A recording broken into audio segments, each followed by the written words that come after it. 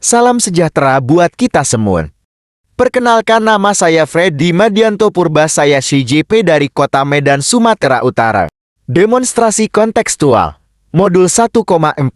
Segitiga restitusi. Yang pertama, menstabilkan identitas. Yang kedua, validasi tindakan yang salah.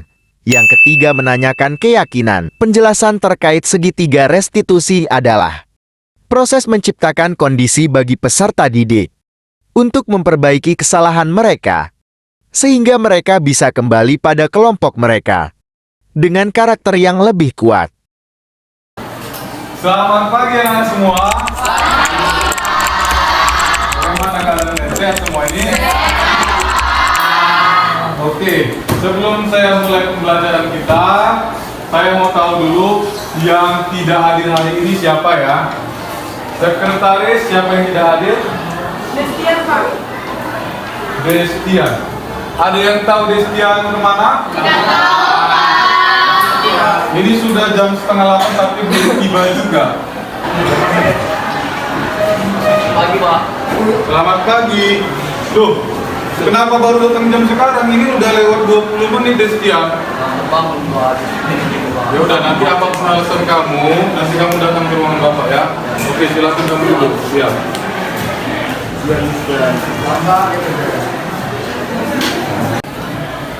Halo Destian. Halo, Pak. Kamu sudah tahu kenapa tadi Bapak panggil? Sudah, Pak. Jadi Bapak tanya, kenapa tadi Destian terlambat datang ke sekolah? Itu kelamaan, Pak. Sehingga jalan sudah macet. Kenapa kamu tidurnya lama? Karena kasihan mentif, Pak. Dalam malam, Pak. Nah, jadi harusnya kalau misalnya kamu bermain game, itu boleh-boleh saja. Namun ada waktunya, karena bermain game itu dapat merusak konsentrasi belajar maupun dapat membuang-buang waktu kita. Bagaimana menurut kamu?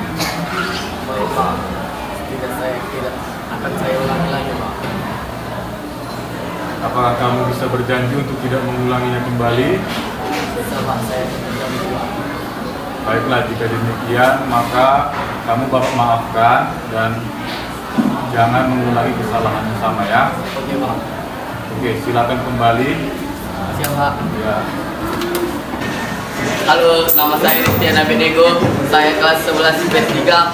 Saya sangat senang diingatkan oleh Pak Freddy karena terlambat masuk sekolah karena bermain game kelamaan. Saya tidak mengulangi kesalahan yang sama. Terima kasih. Pak, hari ini sudah tugas, Pak. Siapa? Halo Raditya. Kenapa kamu tidur dalam kelas? Tiduran, Pak, semalaman, Pak.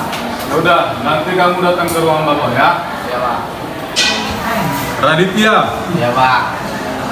kamu tahu kenapa Bapak panggil kamu ke kantor Bapak? Tahu, Pak. Kenapa? Karena saya tidur di kelas, Pak.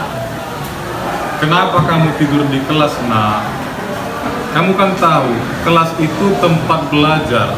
Artinya kalau misalnya kamu tidur dalam kelas, pasti kamu meninggalkan materi-materi yang sudah diajarkan oleh Bapak.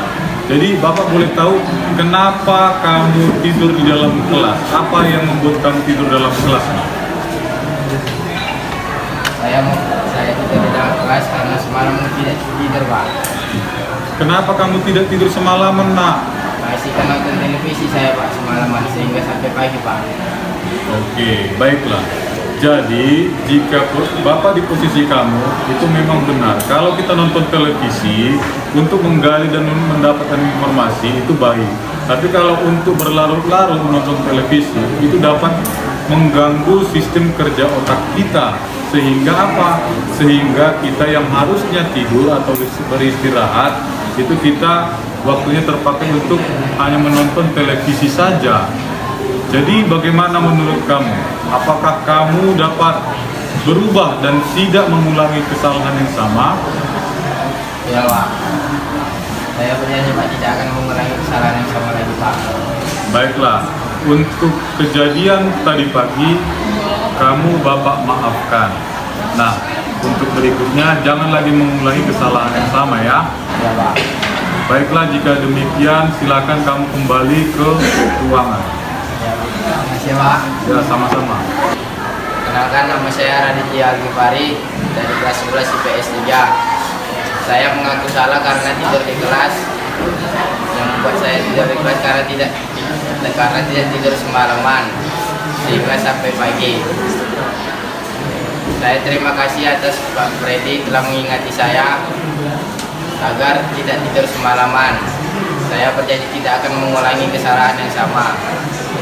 Dan untuk hal berikutnya, saya kalau menonton televisi ada batas waktunya, sehingga biar tidak akan mengulangi kesalahan yang sama seperti tidur di kelas. Ya, terima kasih.